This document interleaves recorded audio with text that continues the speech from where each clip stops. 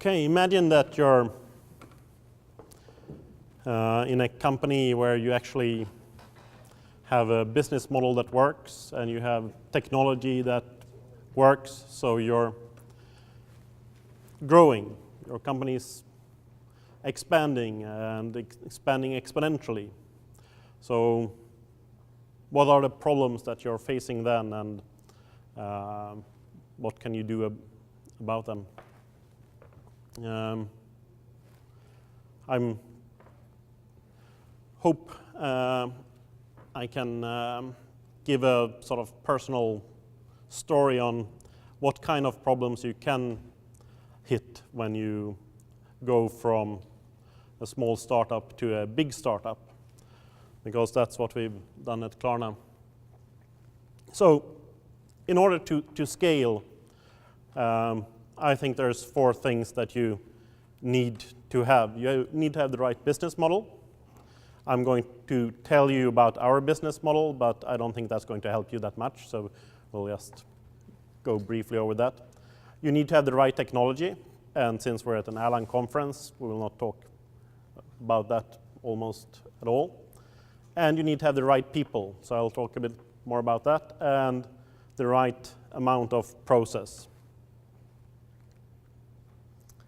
So I joined a small startup in 2005. I was the 8th person joining the company, or the 7th person joining the company. And now I work at a company with 700 people, and it's the same company. It was called Creditor when I joined, so these were the people working at Creditor in 2005. You see me there, and the founders. And these were the people working at Klarna, which is the same company, in 2010. So we have in the reception area, we have these pictures of all the employees from each year.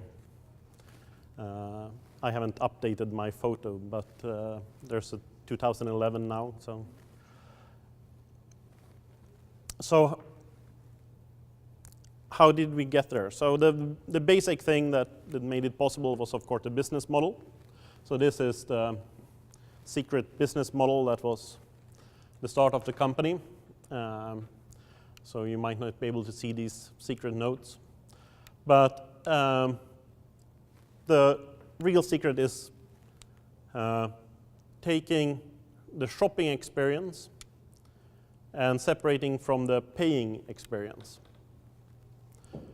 So for shopping, you want it to be simple and fun, and for paying, you want it to be safe. So the 3 words that we use at Klarna all the time is simpler, safer, and more fun. And we use them as that: simpler, safer, and more fun, not simple, safe, and fun, because we can always get better. So we always try to be even more simpler, have more fun, and be safer. So when you shop, all you need to know when you use Klarna is your name, your birth date, and where you live. Most people know this at the top of their head. When you shop with a credit card, you need all sort of things. You need a credit card. Oh no, it's in my jacket downstairs. You're sitting at the computer and you're going to shop, and then, what a hassle, I won't go downstairs, and I'll buy it in the store tomorrow instead. So even such a simple little problem we're trying to get rid of, because you don't need your credit card number. You don't need a little box where you type in lots of numbers and secret codes and things. You only need to know your name, where you live, and when you're born. And then you can shop. So shop, simple and fun. Then when you pay, that's a different thing. So paying and shopping is not the same thing. Paying, you want to do it safe. You want to go to your bank and use all the security you can, because you don't want to give away your money to anyone out there. You want to know that you give them to the right person, and that the money reaches the person and no one else is going to use your credential and pay. So paying should be safe. So this is the thing that made Klarna a success. We separate shopping, very easy. You come to the site, and this is what all the shopping sites want. Just everyone coming to the site should finish their purchase and do the shopping without having to worry about the safety of paying. And fortunately, this has been a successful business model. So, of course, you can try to copy it, but we're a bit ahead now. So, the green bar down here, that's the number of transactions in the system from February 2005. And then there's a Christmas peak here. This was huge. Christmas shopping in 2005. And then there was Christmas shopping in 2006. It was huge. And in 2008 and 9 and 10 and 11. So you cannot really see that there was these big Christmas shopping bumps here because the scale just goes up because it's an exponential growth. So you need a logarithmic scale to see that. Klarna was founded in 2005 by 3 guys. And in April 2005, the first invoice went through the system. In 2007, we passed 1 million purchases. And in 2008, during Christmas, we had more than 200,000 purchases during one month for the first time. So this was huge for us in 2008. But then in 2009, we had 837,375 purchases during the 1 month. And then investors got interested in us, and Sequoia Capital invested in Klarna in 2010.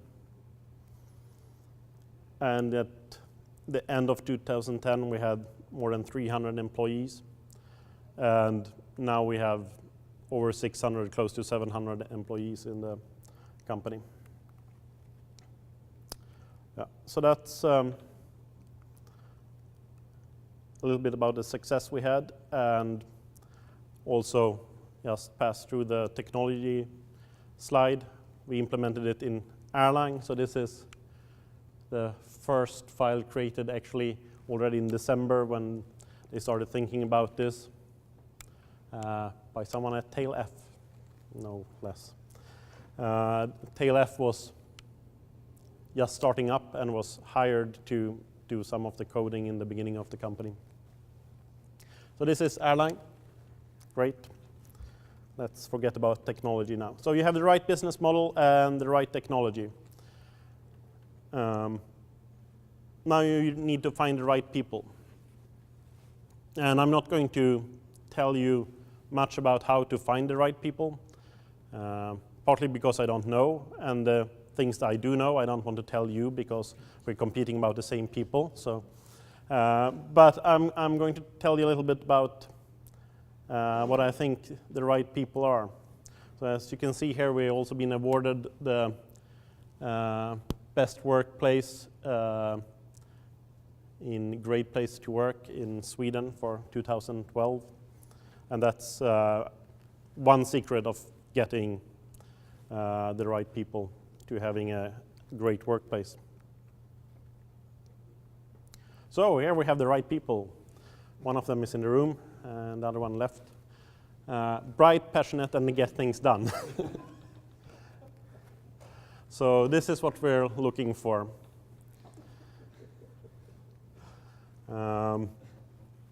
Yeah, so bright and getting things done is what Joe Spolsky is writing in his blog about the right people, and I bought into that wholeheartedly.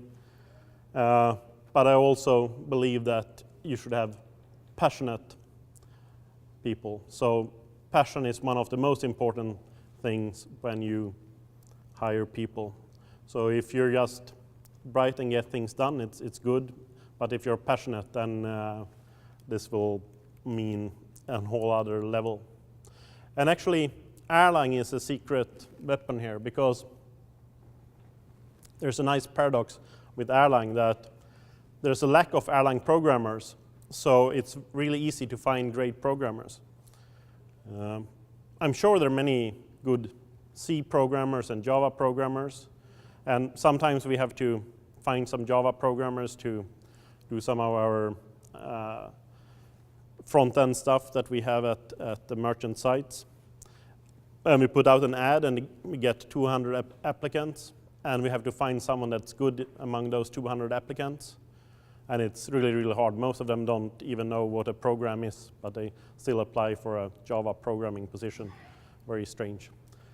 If you put out an ad for an Erlang programmer, 3 people show up, 2 of them are good, and 1 is great. So it's really easy to hire the right one. And the reason for that is, if you're so interested in computers and programming and distributed system and whatnot, so that you have found Erlang and really learned Erlang, then you're passionate about programming, and that will make you a great programmer. So for us, the lack of Erlang programmers has made it possible to find the right people. And there are a number of great people to have in the team. So in the beginning of our team, we had the prototyper, the robustifier, the fixer, the cleaner, and optimizer. So the prototyper, he can just build anything over a weekend, maybe just a day. An invoicing system, how hard can it be? We'll do that over a weekend. He's really passionate, creative, impatient, and curious. And here we have a very young Tobbe, Torbjörn Törnqvist, who you can read what he's done on his Red Hot Erlang blog, for example. And he's really, really good at just getting a vague description of what needs to be done, and then just sit down and hack and hack and hack, and then come out from his office a few days later and have a fully working prototype, which is a prototype, unfortunately. But we usually ship it. So that's how we can be quickly out on the market. So when we, in 2006, needed to take the next step, we were thinking about what we needed to do, and we decided we need to do installment plans. So that's, previously we only had invoices, so you went to the shop and then you could buy stuff, and we sent an invoice and you paid the full amount within 14 days or 30 days. But we had stores that wanted to sell TVs and refrigerators, and they wanted to be able to provide installment plans where you pay a fixed amount each month for 12 months or something like that. So we were thinking, should we really do this? This will change a lot of things. We will take on the credit risk for a much longer time than we're doing now, so it was a bit risky. So it wasn't until summer in 2006 we decided, yeah, we should do this. And then everyone was on vacation. And we realized that if we're going to introduce it now, we need to do it before the Christmas shopping start, and that starts in November. So everyone was getting back from vacation end of August, and then we had September and October to build a completely new service, to have it up by beginning of November. So what we did was that we built the ability to receive transactions for installment plans and launched in November. we couldn't send out an invoice to any customers at that point because we knew that we had one more month because you would pay at the end of each month. So we launched and people could start using the service, and then we built the service for sending out the invoice at the end of the month and released that. And we couldn't receive any payments for this at that point because we knew there was another month before they would start paying. So we released that, and then we built the service for actually receiving payments. And this way we could release in time for Christmas shopping. And in February 2007, we had taken 90% of the Swedish market for installments plan on the net. So the previous competitor, there was basically only one that really provided this. This was one of the old Swedish banks. And they had a much worse business model for this than we had. So the Swedish law required you to sign a paper saying that I'm going to take this loan for this TV for 12 months or something like that. So what they did was you went to the site and you say, I want to buy a TV and I want to pay it in 12 months' time. And then they said, okay, we'll send you this PDF, you can print it and sign it and send it back to us. And then we'll send you an email and say we got it, and then you can buy the TV. So this meant that the e-store had to reserve that TV if and when the customer would send in this paper and actually be able to buy it.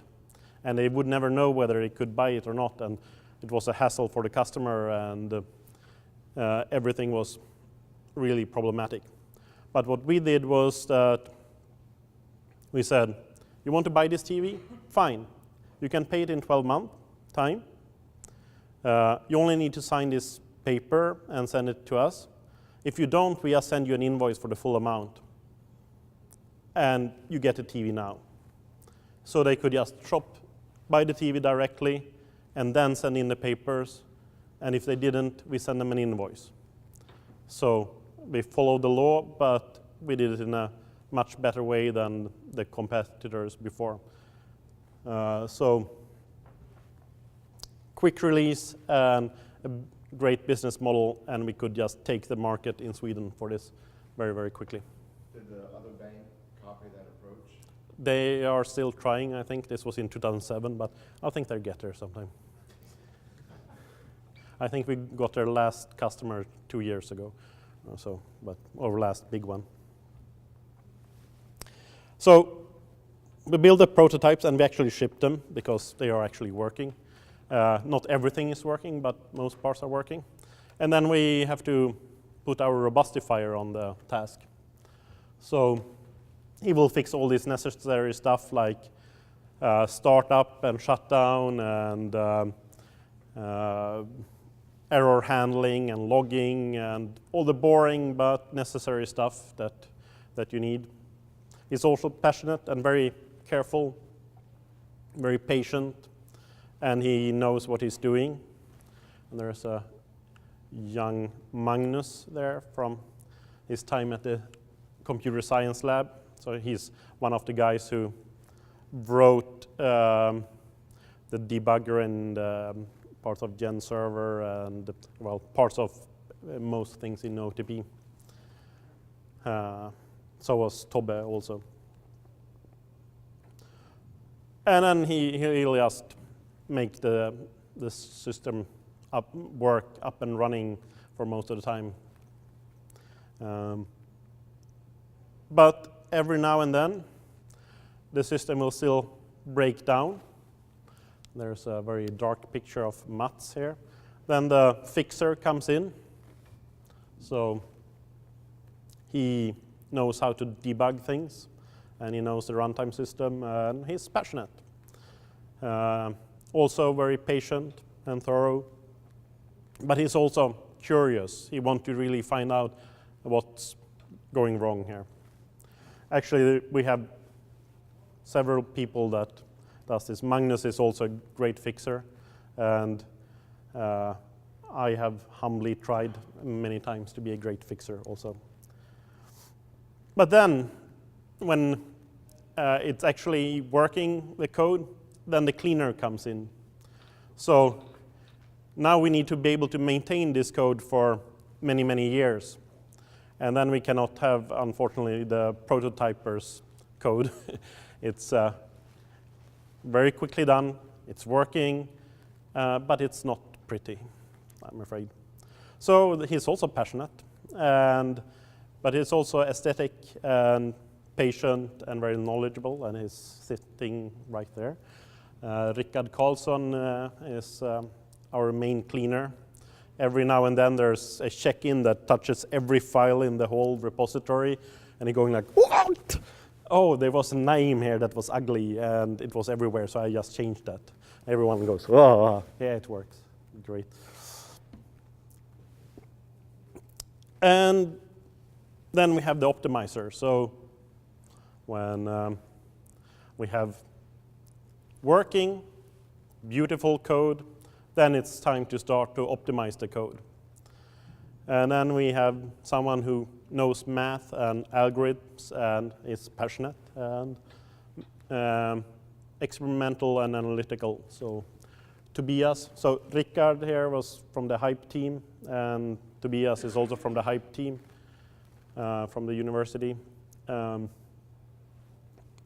he is working with our harder algorithms, like, you know, I said in the beginning that when you shop with us, you only need to know your name and your birthday and where you live. And I said everyone knows this. Well, everyone thinks they knows this, but they don't. So they type in anything. And then somehow we have to find out whether they typed incorrectly or incorrectly, and if they're trying to cheat us, or if they just made an honest mistake, and should we trust this person or not, because we're actually lending him money just from this information. So we have some pretty heavy algorithms to find these things out. So we don't have that many transactions going through our system, but each transaction has to go very quickly, and it has to do a lot of work. You might need to go to several external sources to find information about the person shopping, and we have to do some advanced pattern recognition to recognize what this guy is trying to write in these 3 fields. So that's where the optimizer comes in, and that's sort of the last step. So we have a number of people that has taken these different positions, but for us it has been a very successful mix for the team to be able to very, very quickly produce code that's working, then make it better, and then fix it and clean it and optimize it. Yes? So at what step do you introduce the code as a production code? At the prototyper. So as soon as the prototype is working, you can actually show the whole flow that you want to implement. That prototype becomes a product and goes into production. So these are all different people. How do you handle the code going from one person to another? So you just they just know when to pick it up. So with the right, passionate, bright people that get things done, they know when their turn comes. So for a small startup, that's all you need, that with a small team. So this becomes a problem when you grow. So now we're not like 5 developers, but closer to 100 developers or something like that. And this doesn't really work anymore. These people don't work with these things anymore. And the time frame for prototype to optimizer, what is that? it can be a day or it can be 3 years. So some things we haven't optimized at all yet. We haven't had any need for it. Some things, as soon as traffic hits, we realize that this doesn't cut it, and you have to go to the optimizing step. But so that varies.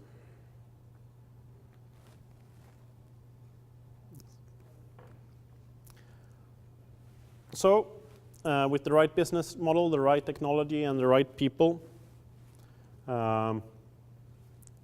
now you need to have the right amount of process. So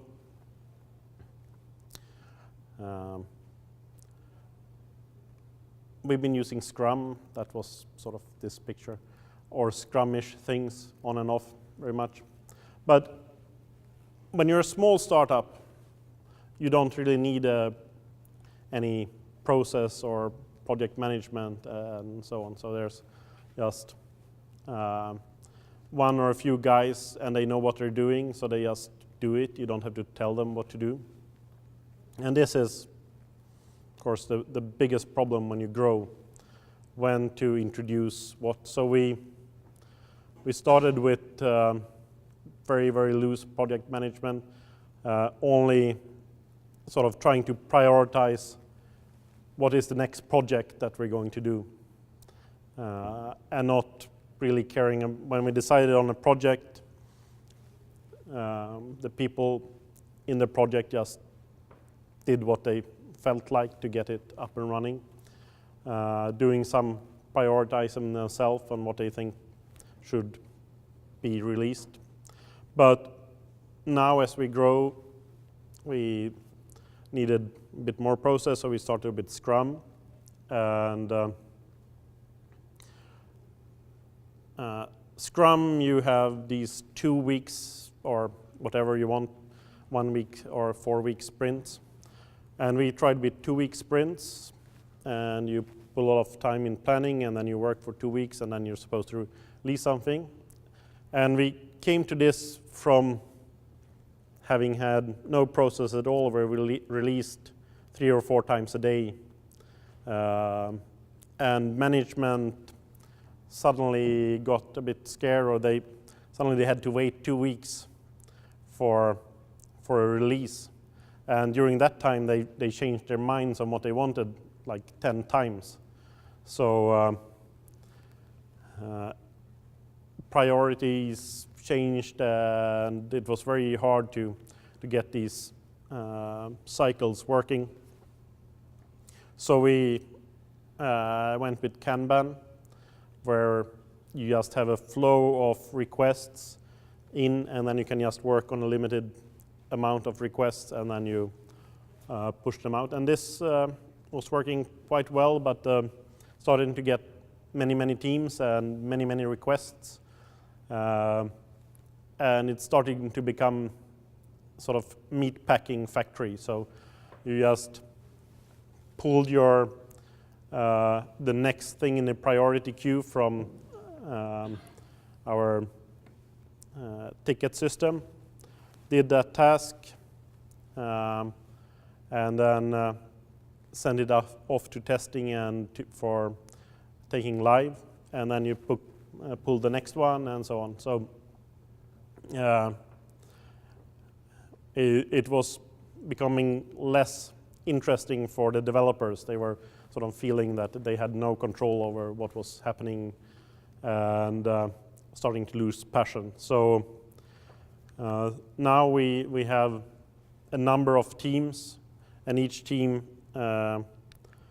owns one subsystem, and they meet with management between once a week, and that's upper management, C-level management, once a week or at least once a month, and get priorities and ideas for what they're going to do, and then they themselves decide on when and how to implement this. And this seems to be working rather well right now, but we have a little problem that I will come to in a while that makes it hard still.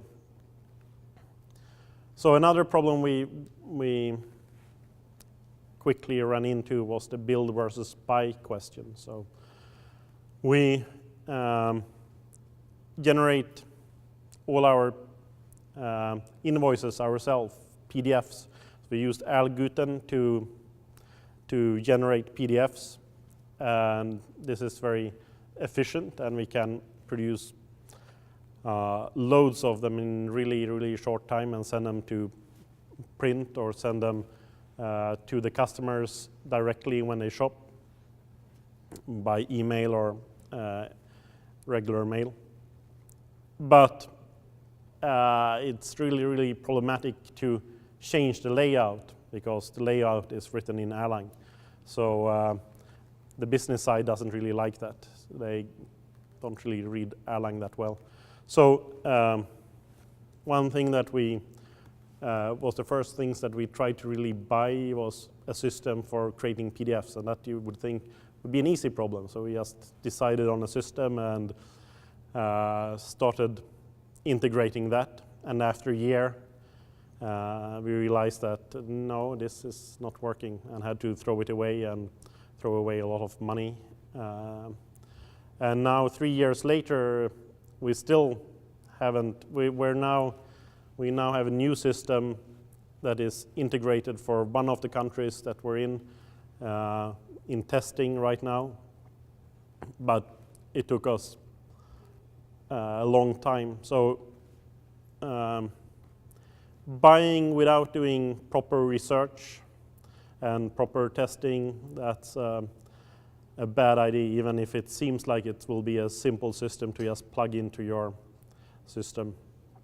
On the other hand, we have a problem with the not invented here syndrome. So now everyone just thinks that, well, we can, especially the prototyper, I can do that over the weekend. We don't need to buy a system for millions of dollars. We can just write something ourselves this weekend, and then we have something that works. And yeah, most of the time that works to build the initial system.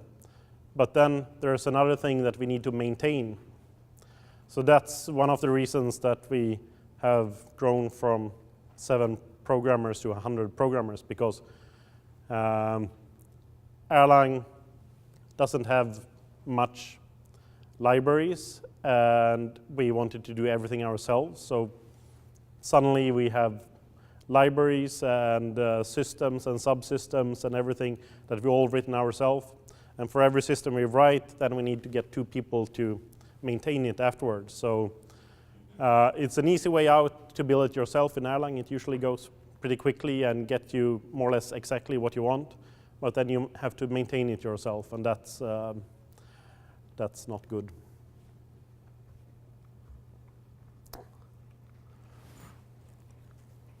Yeah. So another important thing to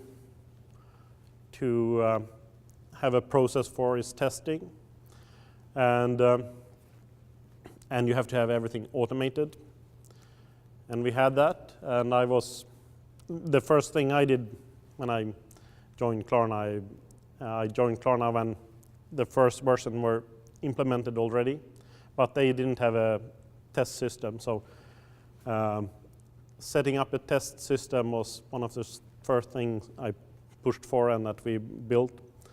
But then Klarna grew, and I became CTO, and I was just sitting in meetings all day.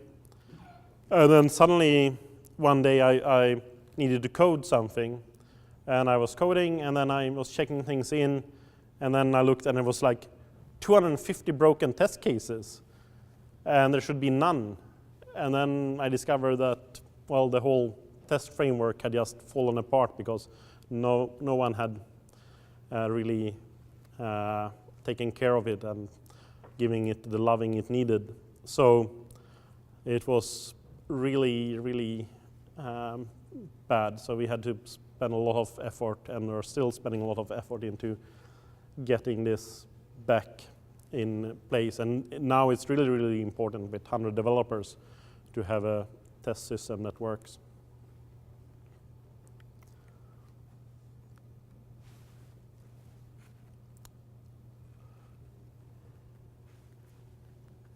The most important things for us, since we're putting prototypes basically live, is that we monitor everything. So we have a lot of logging, and the logging and measurements are all graphed and put on displays everywhere so that we can see directly when things are going wrong and can fix them. So I just want to show you this graph that shows you the number of transactions per day for some different, or per hour for some different transactions. And at this time, whenever it was, sometimes in 2011, still during night, there was no shopping.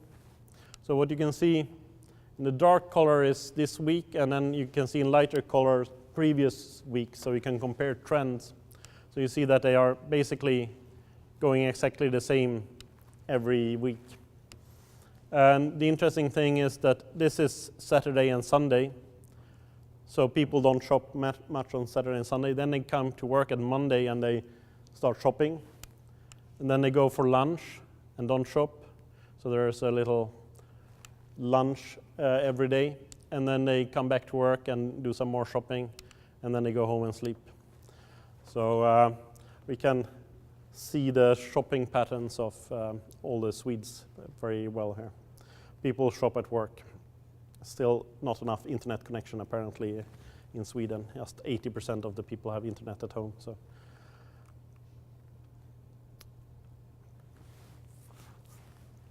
So back to the problem that we have now with all the teams that are responsible for their part of the system is that we don't have parts of the system. We have one big monolithic system. Erlang has modules, and we break things up into modules, but it's really, really easy to export too much from a module and then to use that export everywhere else, and to have from one application, every export from every module in that application is visible to every other application. And some developer thinks, oh, I need this function, and actually it's already in there, so I'll just call that, because you're not allowed to copy, of course, so you just call directly into this application to some low-level function. And then we get this huge spaghetti thing. So we only have one node really running. It's of course distributed, but it's the same node that is running everywhere, and it can do everything. And it was very easy as a startup to build this and very quickly get something working. But now with 11 teams, that should be one responsible for this part and one responsible for this part. It makes it very hard because it's very tightly connected. So we've written a lot of tools to find out where the boundaries are and when we break them. And we have a monitor in the coffee room. It says these are how many calls that break these boundaries between applications, and we have to fix them and bring that number down.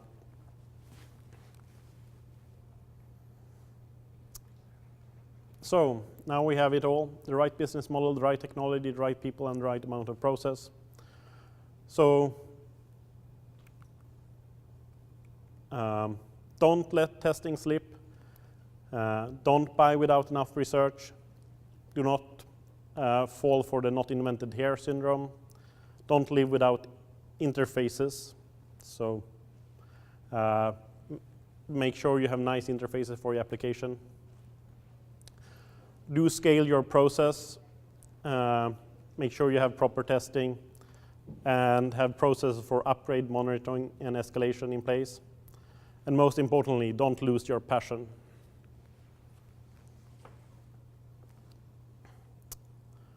that's all. Any questions? Yes. Yeah, the question is regarding to this additional 500 people that you have to hire. What are they doing? Why are they? Sale. So when we started in Germany, we immediately started with a sales force of 70 people. So I don't know how many they are now, but just sales in Germany was 70 people. And then there's customer care. So when you get an invoice that you don't understand or you don't know whether you paid or not, you can call us and ask what's happening with your payments. So there's a huge customer care part that we're handling also. And then there's risk management and finance, and now there's layers and layers of managers also. So, yes.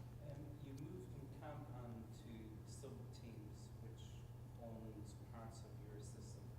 How do they intercommunicate with other sub-teams without breaking things? Is that a problem, or is this a new system, or is this a So, well-defined system in your company? yeah, so the goal is that they should own their system and they own the interface to their subsystem, and they should only need to communicate when you change the interface. But we have a technical board, but board was too boring, so it's not called that. I'm not sure what it's called. Where some people from each team meet once a week and discuss things that need to be done that are more general but technical. And regarding process, each team chooses their process themselves, Kanban or Scrum or whatever. Who looks after the overall architecture of your system? Yes, well, that used to be the chief architect. But he got a little bit too much to do, so he sort of retired to becoming a developer instead. So I'm not really sure. But yeah, I hope someone does right now. Because that I think is a major problem, is if you have a chief architect. Yeah, so this technical board and the members of that is supposed to work with this. We also have one guy that is sort of taking over the chief architect role, and he's right now mainly concerned with getting all these interfaces in place and so on. So I think the problem is if you have a chief architect gets out of touch with the actual day-to-day programming. yeah. And loses contact with the reality. And I think that is a serious problem I found, to make sure that you actually keep your architects. So our chief architect, he up until a year ago, he read every check-in in the system. And he did most of the final merging and taking live. And he still wrote most of the code in the system. But yeah, it became a bit too much. So we're looking for a new solution there, but it's a challenge now. Yes? Regarding to developers, Erlang as a software, I guess, is scalable, but then you have to have people to develop these libraries, which makes it really difficult for someone starting right now to hire hundreds of programmers just to do that. Right? Do you have any comments about these developing libraries? Is that a common problem, or was it a special problem for you? Well, so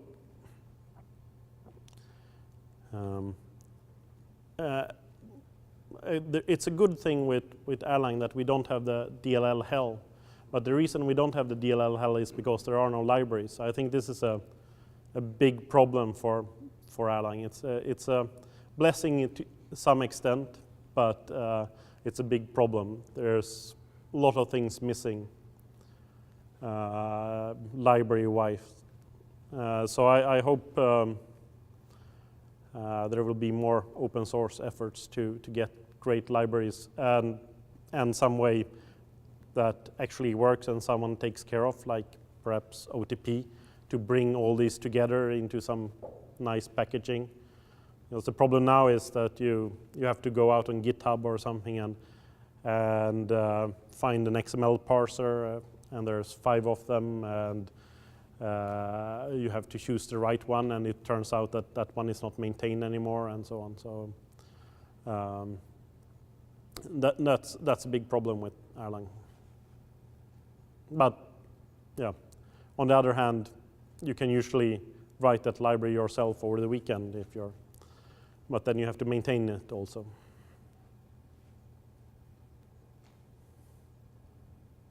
there any other questions? Yeah, quick question. Doing like consulting, actually, a while ago I had a project with a European startup and we needed a Klarna API, and I realized that there's not a huge developer outreach from Klarna, and I'm kind of curious, just more from personal experience, if you guys thought a lot about that. Obviously, you don't need it because the business is going well, but I'm just curious what you guys are doing there. Yeah, we're working on that a lot. So we're working on REST APIs for all our services, but we're going to start using them internally. But the plan is to have nice REST APIs publicly available for almost everything that you can do with the system.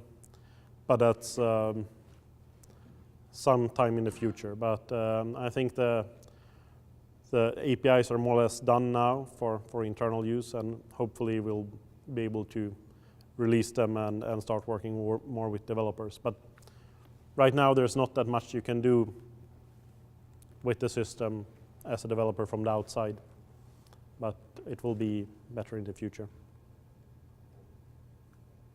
Yes? Do you have any idea how many lines of code? Yes.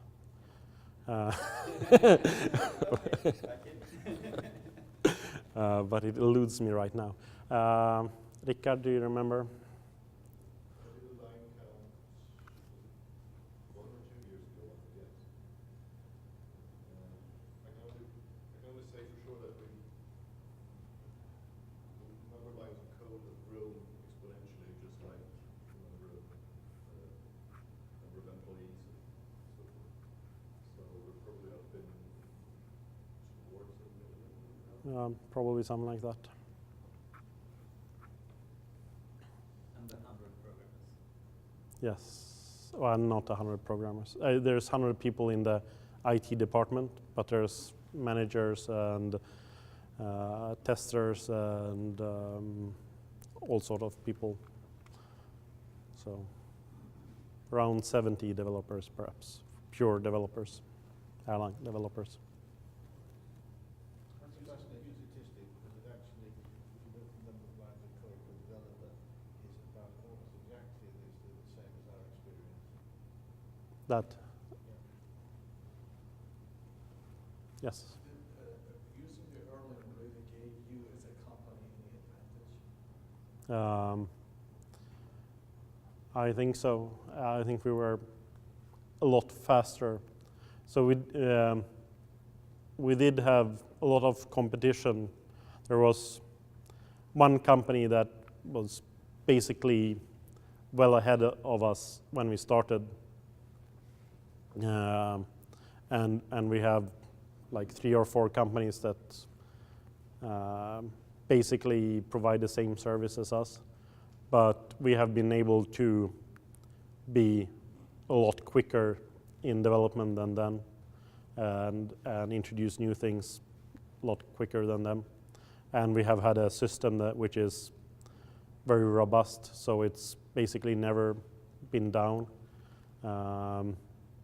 So usually when we upgrade our servers, they haven't been down a single time since we started using them. So the last server I took down had 600 days uptime, and the Erlang node has basically been running all the time on that one also. So That's one advantage, and the ability to do the hot upgrades has been really, really great, and the ability to get the great, passionate programmers. So I think the people working at our competitor, they were writing PHP and C++ code, and they were not very passionate, and that company went bankrupt in 2008 or something like that. But so I think that was Erlang that did a lot of that. But the most important thing for us is the business model, which has been really great.